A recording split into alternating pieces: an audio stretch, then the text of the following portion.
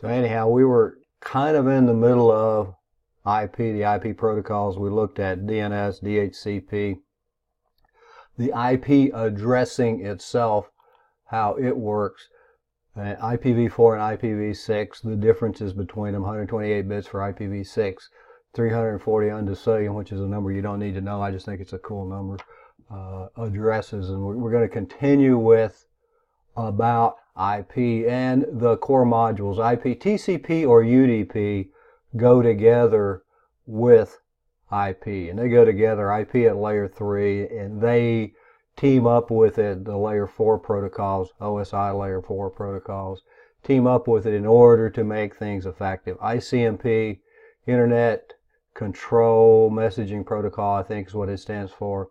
If you've ever used ping, traceroute, and those are tools that are at the end of this chapter, those are part of the ICMP suite in order to test connectivity. And that's what this whole thing is about, putting together the pieces so that we can get data from point A to point B, so that we can go to a web page, so that we can transfer data, so that we can do maybe online backups, things like that.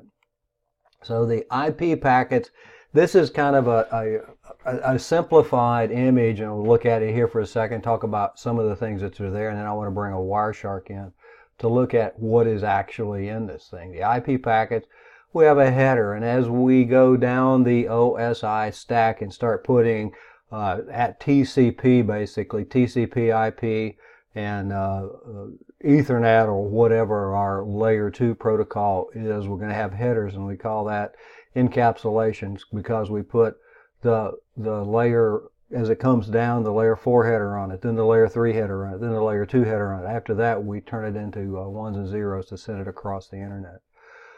We're going to talk about later tonight layer 2, but at layer 3 down here, the second one has a TTL, that's a time to live, 321, and this shows it going across routers.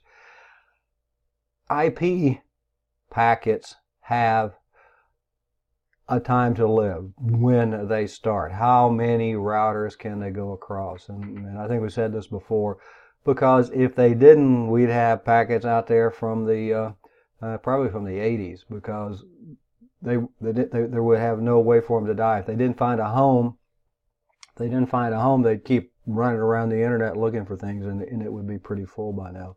So we have the header and then the payload within the header. Let me bring this over here just a second. And I had here somewhere, wherever I am, HTTP.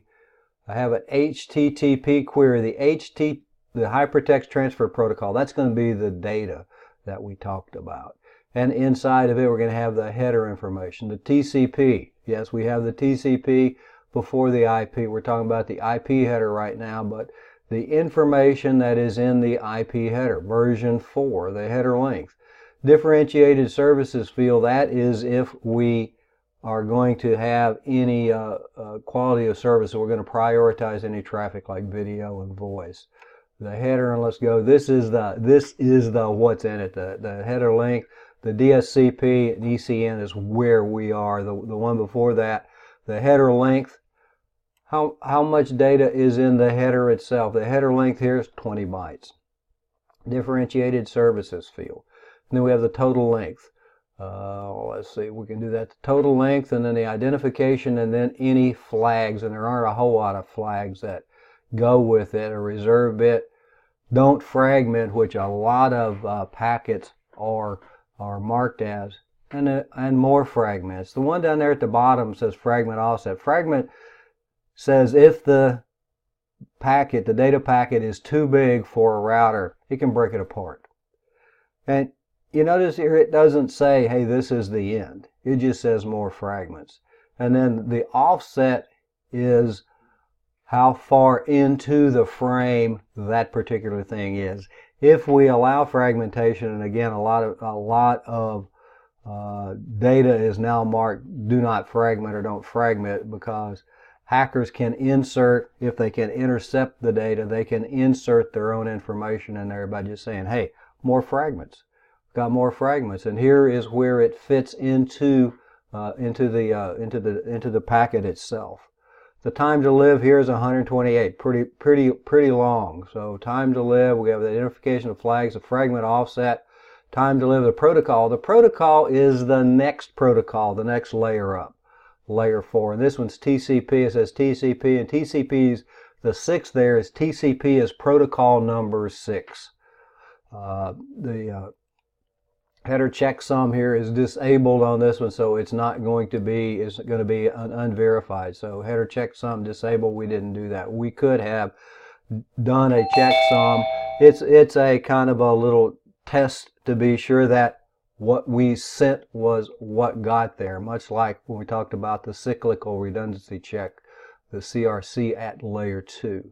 So those things, capabilities are there. So we have the header checksum, and then we have the source and destination IP addresses that go in this thing. Source and destination IP, and then after that, any options that we may have. And if we have padding, if we need padding in the header information, and this one doesn't have any padding in here, it would be in here. And if you look down here, we have all these hexadecimal numbers to represent all of this information that goes around.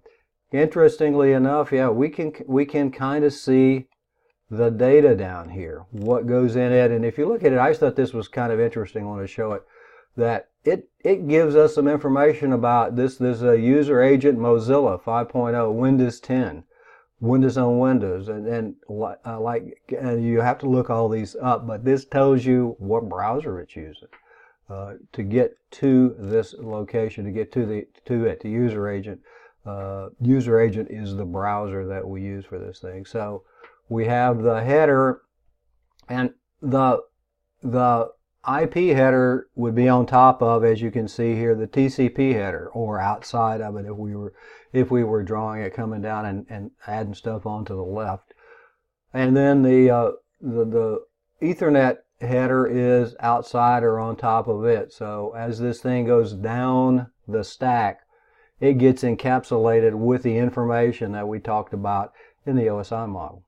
And then once it goes to de-encapsulation when we go to the other side of it. So we have the options of the padding and those sorts of things. The IPv6 packet, and let me see if I've got them. Don't think this one's got any IPv6 in it. IPv6 is a little simpler information. I've got a DHCP, but I don't see. We'll look at that. It's a version. Traffic class. Traffic class is the same thing as the DESC, the quality of service. It's a quality of service marking. The flow label here says that these packets are all part of a flow. Please keep them together to do those. I think this one now. This was actually this scan that I had was actually before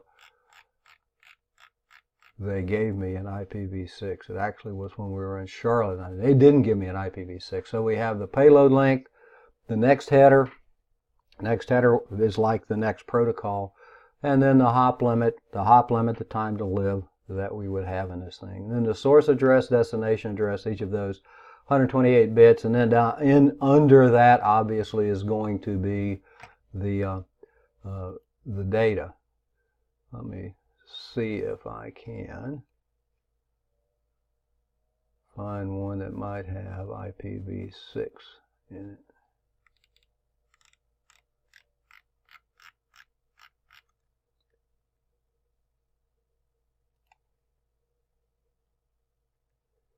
Yeah, this was a nice CMP one. It's not got a whole lot, but we got the Ethernet.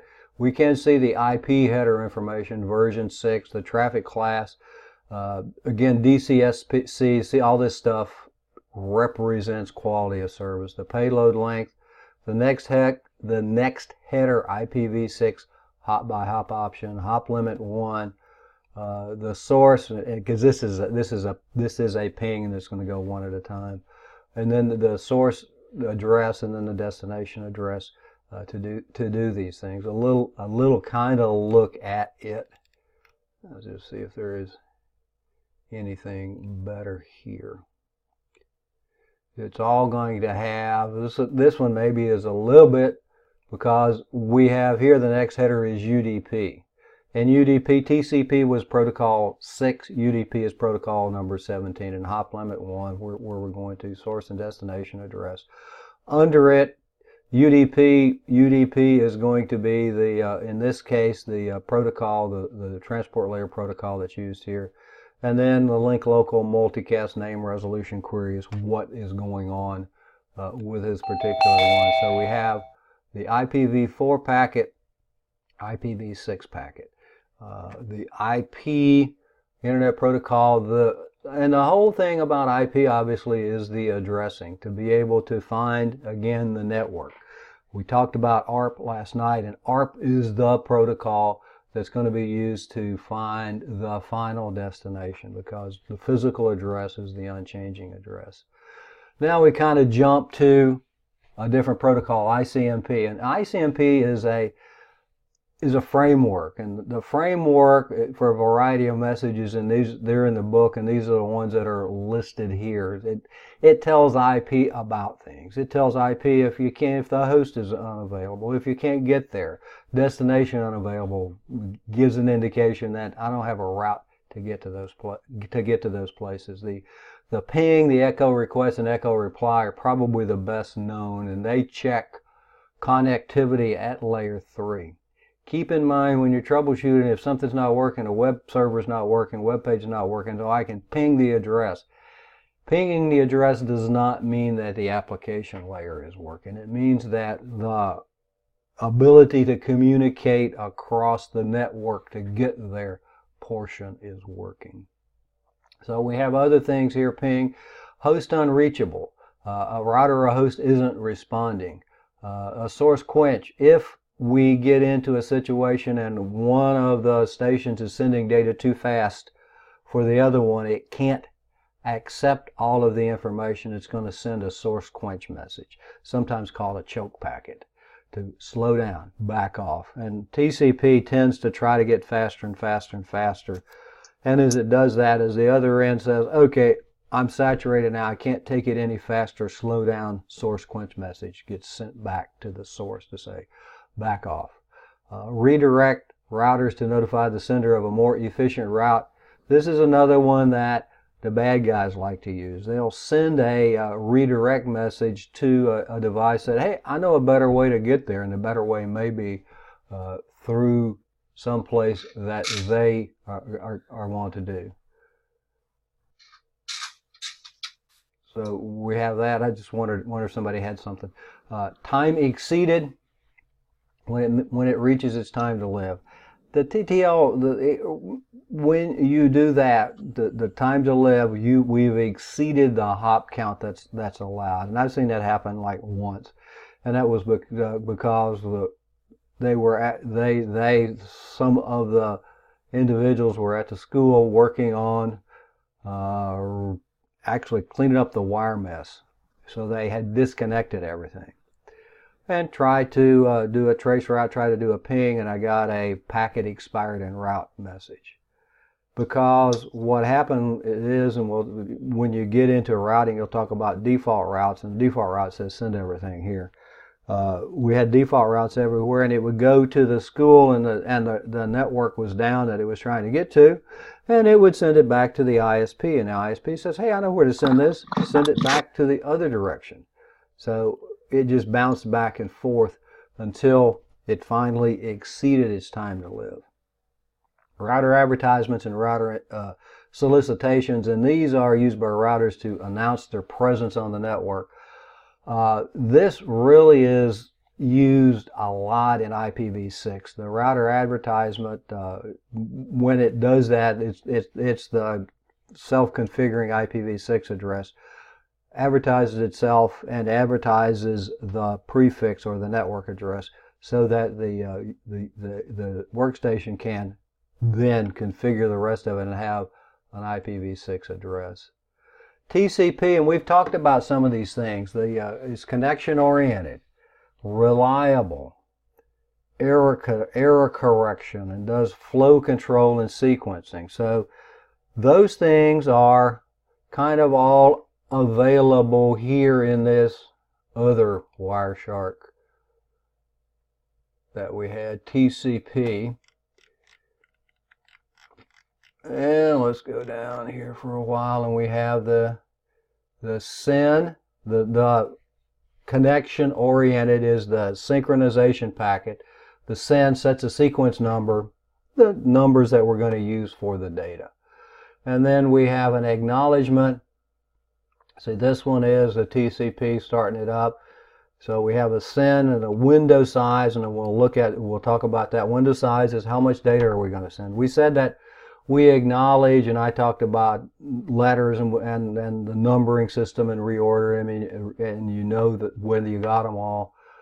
The packets do the same thing, except instead of sending them one at a time, we send them as a group, because if you actually had to acknowledge every single packet, it's really going to slow things down a lot. So we have first a synchronization packet that says, hey, I want to have a conversation. It goes from the 192.100.150 to 13.107.5.80, which says, SYN says, hey, and port numbers, we're going to talk about them a little bit later. We have a kind of a random port number here, 56744, from the source going to port 80, which is going to represent HTTP, and that's where we get this thing down here, the HTTP, saying, hey, I want to have a conversation on this port number.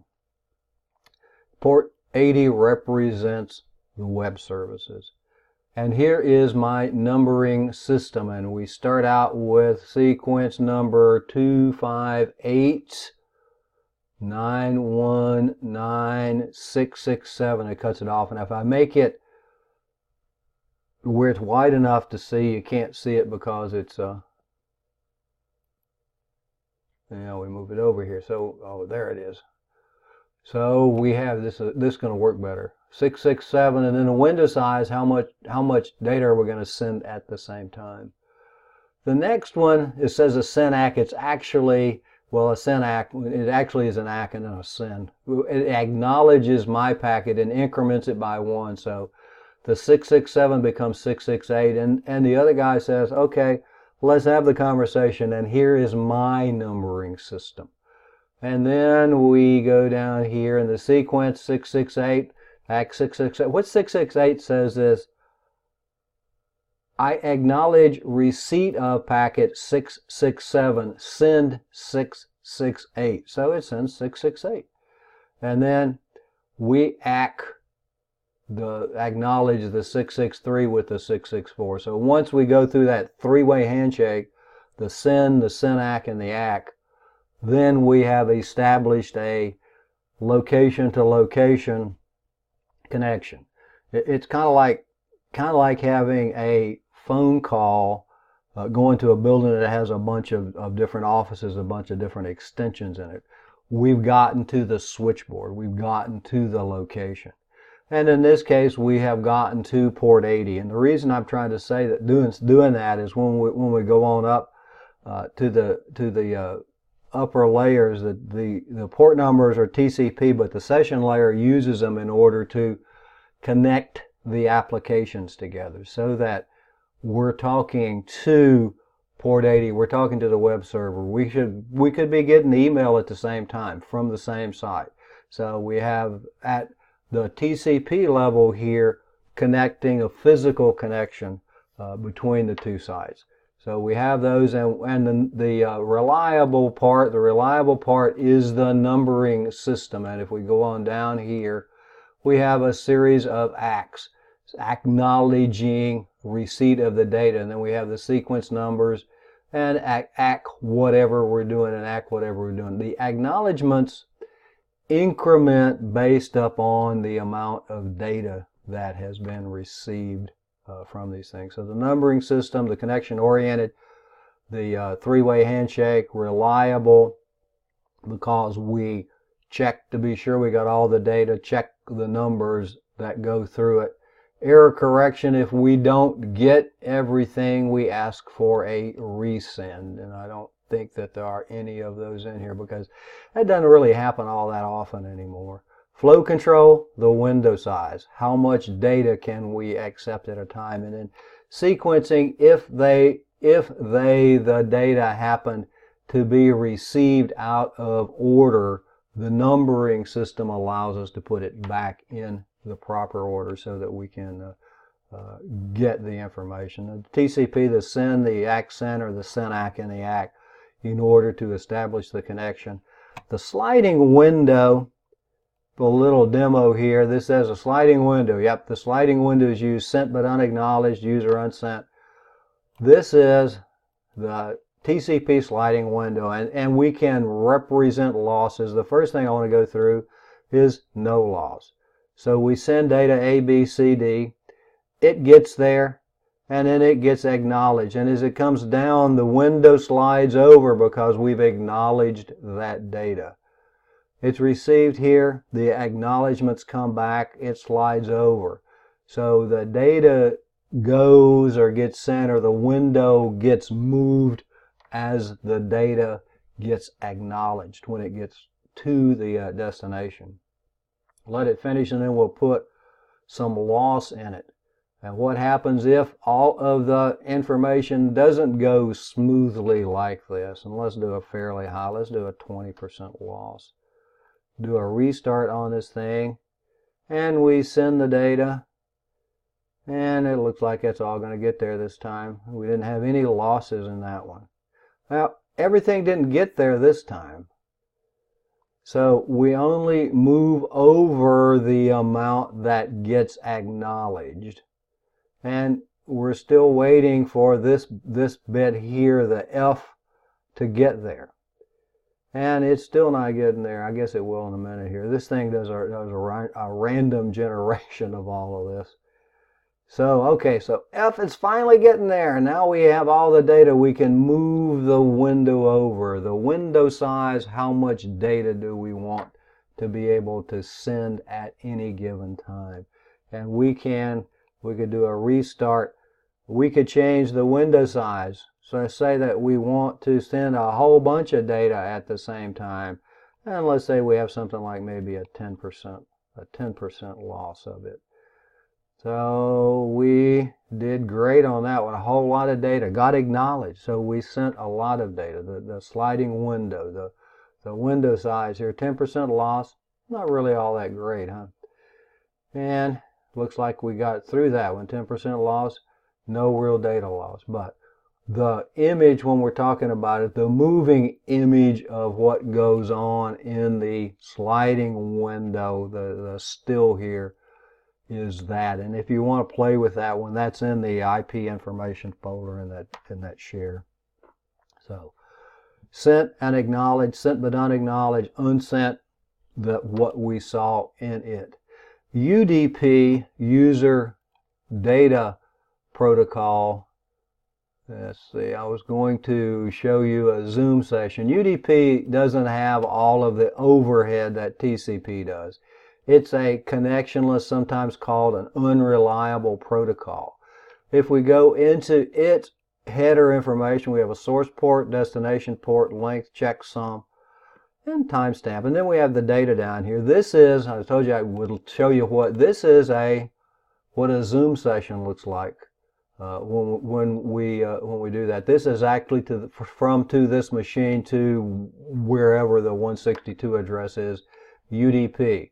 Streaming video, UDP. UDP is unacknowledged.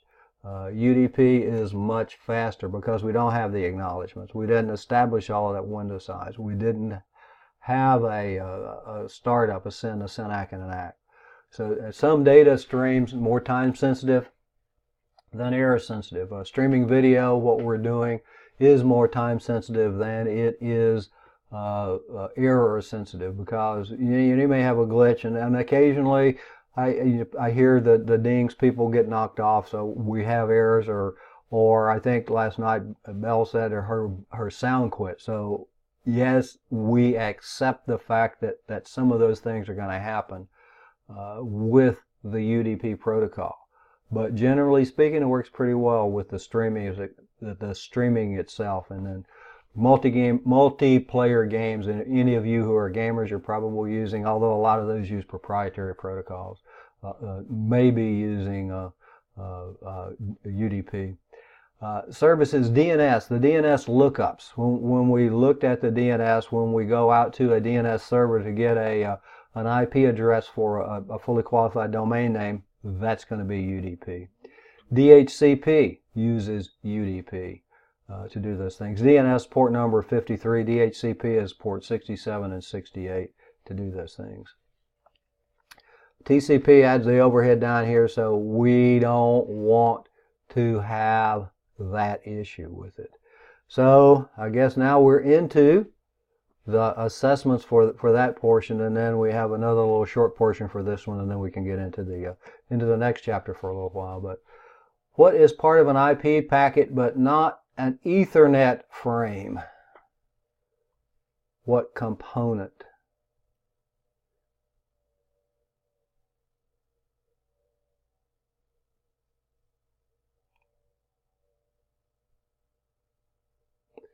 We got a D, a TTL, and we don't have anything. And then we're going to talk about how we prevent those loops in the Chapter 4 information. What protocol would an echo request packet use? You got a B, ICMP. What kind of communication would be suitable for UDP? Choose all that apply.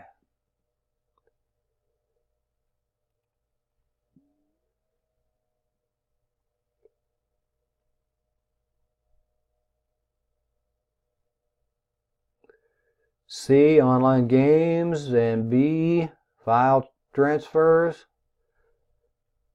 Go to C and a D, online games and streaming video. A, C, and a D. The DNS requests the online games and the streaming video. File transfers, I'll give you a maybe, depending on which file transfer protocol you're using. If we're using TFTP, Trivial File Transfer Protocol, it uses UDP. If we're using FTP, the File Transfer Protocol, it uses TCP. So I guess you couldn't say that file transfers is wrong, but file transfers we typically think of as FTP. TFTP, we do that generally to do things like transfer configuration files from routers to a TFTP server in order to store them. How many total packets would be exchanged for a TCP handshake?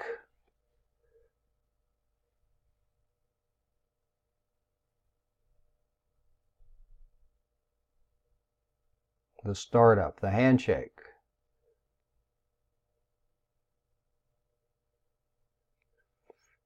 You get a B3, three-way handshake. The three-way handshake. The TCP is a three-way handshake when we do that.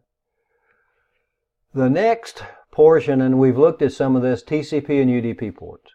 And this one is kind of like check the objectives and see which ones they want you to know. Some of this really is just, the ports are just memorization. And after you've done some of them over the years, it's like, okay, yeah, I remember those now because I use them time and time and time again, and I see them in when I'm doing the scans, my Wireshark scans to find out what's going on my network. I see them time and time and time again so that I know what these things are. Some of them I still have to look up. A lot of them actually I still have to look up. No guarantees about what will be asked, but you probably will have some. So what the ports represent are services. Services applications they connect at the session level so that when we go to a HTTP, a web browser goes to HTTP, the HTTP server, the web server, using port 80 connects to our web browser. The well-known ports down here at the bottom, they call them system ports. You're probably going to hear them called well-known ports. We don't have to specify the port number. If we type in HTTP or the web browser, you don't have to type in HTTP in anymore. It knows that it's supposed to go to port 80 because that's the well-known port for that protocol. And as we go through here, the network ports, and that's what these are about. FTP, network ports, web browsers 80, FTP client. FTP is a funny one. It's got one to establish the connection and the other one to transfer the data with. Ports 20 and 21 to do it. The Telnet client, Telnet is when we do remote connectivity to some place, going to use port 23. It is an unsecure protocol. It's a clear text protocol. So the one above it, SSH, is the one that is replacing it. It's secure. So SSH, secure shell. Port 22. So 22 and 23 remote. SMTP, simple mail transfer protocol. We send mail with SMTP 25. DNS says TCP and UDP. The lookups, when we go to a DNS server to do a web lookup, it's UDP. And it's UDP port 53. The other one, the TCP, is when we do what's called a zone transfer. When you transfer all of the information from a primary DNS server to a backup copy, you would use TCP to do that transfer. DHCP, 67. It's actually 67 and 68. TFTP, Trivial File Transfer Protocol, 69. HTTP, 80. POP3, one of the receive email protocols. Post Office Protocol 3 is port 110. NTP is Network Time Protocol to keep the machines in synchronization, and your Windows machines are connecting with a time server, and that's how they keep the time accurate on them. And time becomes a really big issue in networks, because when you start doing log comparisons, if something happened, what's the sequence, what happened when, and time becomes very important in those situations. IMAP4 is another receive email protocol that stores all of the emails on the server. The POP3, you can actually download and delete them from the server. IMAP's the one that you as a networker is going to want to use, because you don't want people destroying emails. You may have to go back and come up with them for whatever reason. One reason, if there is even a hint of a lawsuit to the company, you've got to preserve all of the emails. Statutory. HTTPS, the secure HTTP, port 443. So we have the system ports, the user ports here, 1024 to 4921. Call registered ports. If you write a really cool program and you want to get your own port for it, you can do that. Ports, you guys that do gaming, you open up ports on your firewall so that the systems can connect based on whatever ports or whatever service connections that the programs that the games use. And then the private ports, sometimes called ephemeral ports, are the ones on the right there. Those are the random ports. And I'll go back to this connection here just a second. Actually, I don't want to go to this connection. We got 57 and 60. I want to go back to my TCP one. TCP to the HTTP down here. I have and this port business is kind of like phones or phone calls. If you want to connect with me, you've got to dial my phone number. If I want to connect with you, I've got to dial your phone number. You can dial that phone number from any place. And it could come from any phone number, depending on whose phone, whether you use your own or you borrow one, or you use a company phone or whatever else that you do here. So the setting up here, the TCP setting it up, this says that I want to go from my computer on port 56744, which was in those private ports or the ephemeral ports or the random port range. And I'm going to go to port 80. Port 80, the well-known port for HTTP. When I combine an IP address with a port number, I get what's called a socket. And yeah, emails and Donald said, Hillary, yeah. And they went through all of that. You know, where they finally found them was the guys that were doing the backups were actually doing their job, and they had them. or at least most of them. Yeah, but this is if the company gets sued. You're right. You've got to go back and reconstruct, and if anybody, then we're still hearing about emails there. Where are they? What were they? And all that other good stuff. And as you probably heard, nothing really ever goes away, and they're somewhere, somehow.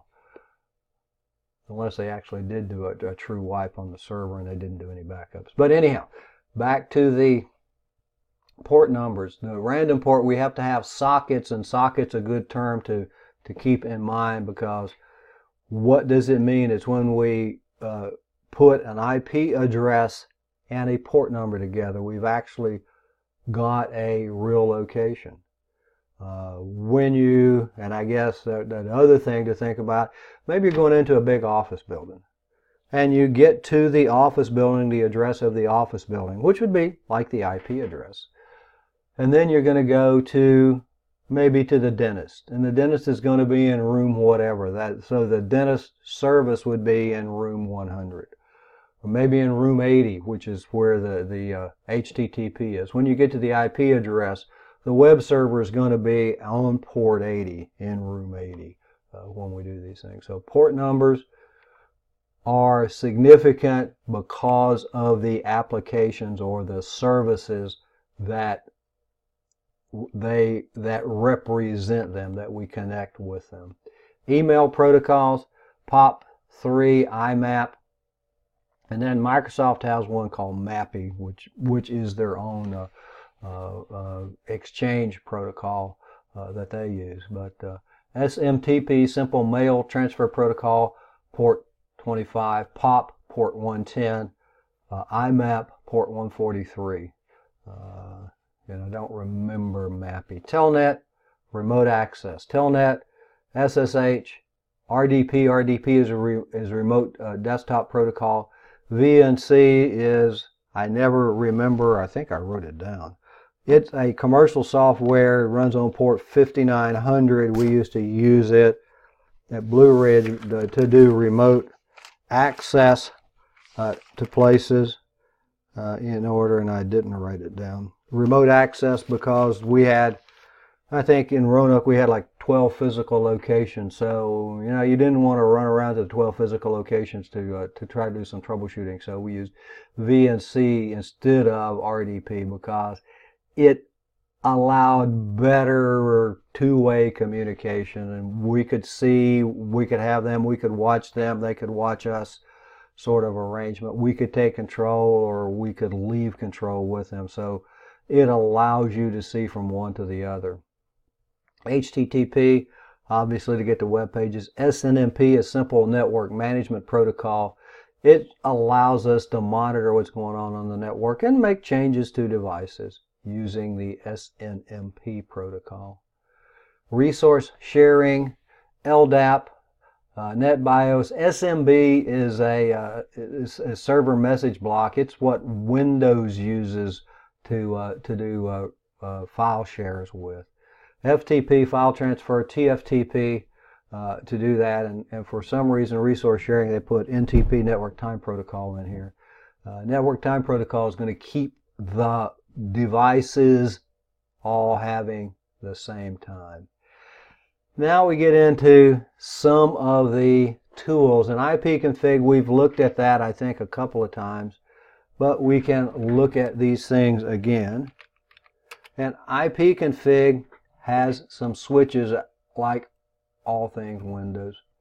If I just do an ipconfig, I get the information, the basic information about my device, my IPv6 address, link local, my IPv4 address, subnet mask, and the default gateways. And again, the FE8 zeros are the link locals, and the link locals are the ones that we use for the default gateway. Default gateway we got to have in order to get out of our network. That's the address of the router. If I do an all, if I wanted to see more information, because I may want to know maybe what my MAC address is. So if I do an ipconfig all with it and find the correct adapter, which is this one here. DHCP, yep, getting the DHCP address. Auto configuration enabled, yes. Auto configuration we talked about for IPv6. Turned on by default. The router sent to this machine the prefix or the network address, and then the device, the computer, generated its own host portion of the IP address. IPv6 address, link local, IPv4. But anyway, DNS servers that we're using, the DHCP server, and the DHCP server is only for IPv4. The two default gateways, a lot more information with the IP config all configuration. Netstat, this is one that if you have never run, I think is a good one to do, because it tells you all of your open, and I think it's a -A also. These are all the connections. The TCP, we had TCP, and it'll keep going. UDP takes a little while to figure out, but TCP connections, all of the connections that go on this machine. So if you are ever curious about, something going on my machine, all the established connections here, what are they? And the 162 HTTPS, so there's a whole bunch of them here, even on this machine. Some of them are local, some of them are actually established listening on certain addresses. So the netstat command can tell you about the connections that are on the system. NSLOOKUP is a way to test, name server lookup is a way to test name servers. I think dig is the same program. The dig does the same thing on Linux, except it's a little bit more in depth look at it. Ping, we talked about. Ping just checks, tests the other end. Can I ping something? And let's see if we can ping. And the default we talked about, if IPv6 is available, it automatically uses IPv6. If it's not available, and I think that this one does not have IPv6, if IPv6 isn't available, it will revert to IPv4. All this does is check to be sure that we can get there at layer 3. It doesn't tell us, and these are both websites, it doesn't tell us that the web server application is working, only that the layer 3 connectivity is good. Traceroute uses it checks router by router, and Windows or Microsoft has their own. It's called PathPing. PathPing, substantially slower than Traceroute. Traceroute checks each router on the path to get from here to wherever. I've done a ping of these things. Let's do a traceroute. Let's do the IPv4 one. So it's going to my router, and then on out to the routers to get there. And you get the times here, 15 milliseconds, how long it's going to take to respond. Traceroute leverages the ICMP capabilities. It sets the time to live. And it sets the time to live so that it's going to expire, and it's going to get an error message back. And the router sending back the error message is the thing that it counts on to be able to tell it that that particular device is alive. Some of them don't play, and that's what this down here, the request timed out, is. It's not playing in the response game. This router isn't, but the others did, and you can see the different times. The responses, how long did it take to get there? We do 3 tries on each of these. 15 milliseconds. Here, 100 milliseconds. That's pretty slow on the network. 209 milliseconds down here really is getting slow on the internet. So, Traceroute, PathPing is the Microsoft one. I'm not going to do it because it would, after we take a break, it probably would be ready to respond. So we have Traceroute for those things. So now we can do the assessments and finish this one up. So match each protocol with its default port. Well, let's see, which is SSH? Because when I go, it's going to just put up, you're going to put all of them up.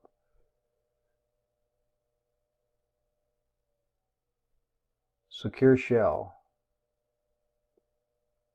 Anybody? 23, 22, 22. Let's go with 22 on that one. LDAP, and I don't think I said LDAP.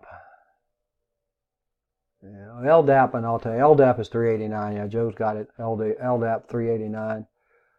SMTP, Simple Mail Transfer Protocol, is 25. IMAP, which is the receive, port 143. DNS, both TCP and UDP, depending on what you're doing with it, is 53. Telnet is 23. HTTPS 443, and POP, only thing left if you're keeping track of them, is 110. So those are the ports that are associated with those applications. That's a good job. Your company's custom server software application needs a TCP port to listen on.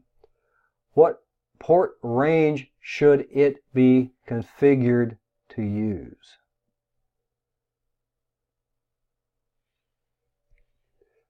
And B, I got system.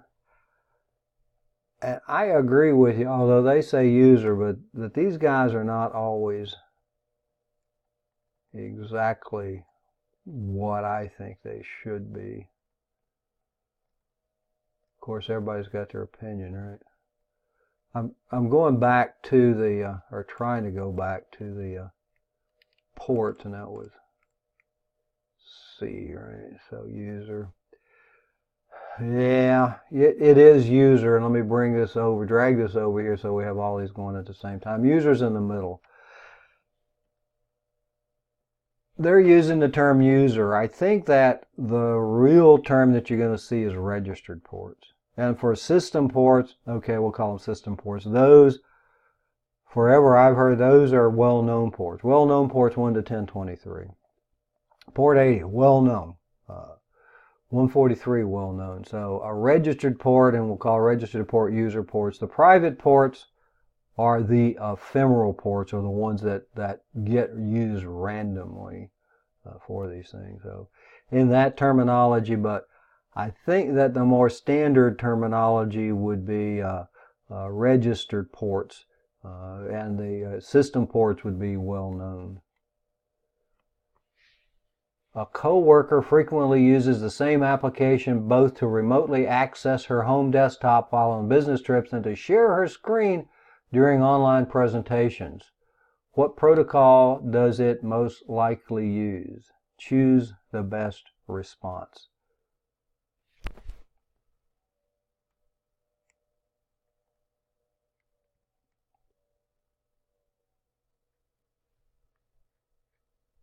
I get a C here. He has the user, private, more secure. The port numbers, but it doesn't really, it's not really a security issue. HTTPS uses port 443, but HTTPS uses independent encryption in order to make it secure. Sorry, I missed that, Donald. But the ports are just numbers. They just represent. It's kind of like going to the clinic, the medical clinic, and your doctor's in a room number, whatever, and somebody else's doctor's there. So those services are there. So on this one, we're going to share our desktop, and I think they're and they obviously weren't paying attention when they did their answers here. This says choose the best response. I think that there are two of them that you can use, and I don't have my remote desktop running, but I sometimes run routers on a computer that's behind me, and I use a remote desktop to do that. You could do that with RDP or VNC to share your desktop with other users. VNC 5900 RDP port 389. What protocol would you most likely use to connect to a remote network drives?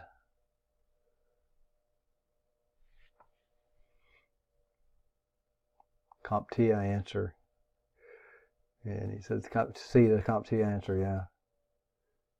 CSMB, server message block. Which network tools are found in Windows but not in Unix-like operating systems? Unix-like operating systems are going to be Linux.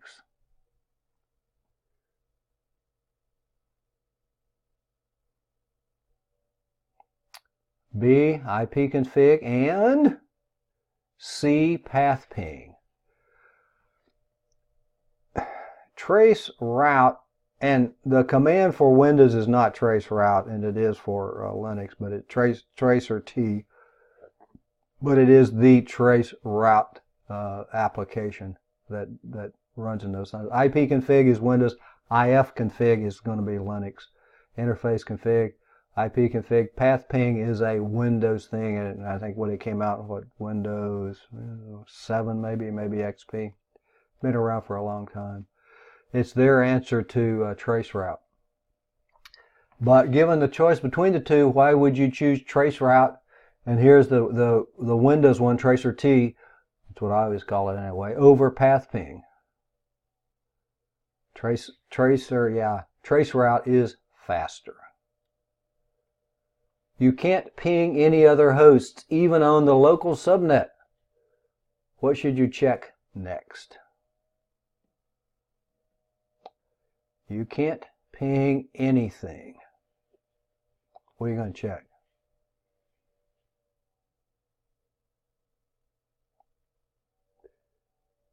I get some B's and A's and... I got a C here. I think I like the C here. We're going to check the IP address. The ping, remember, checking layer 3 connectivity. It's checking our IP configuration when we look at it. So the summary, we talked about the logical structures, the IPv4 and the IPv6 addresses and the address types last night.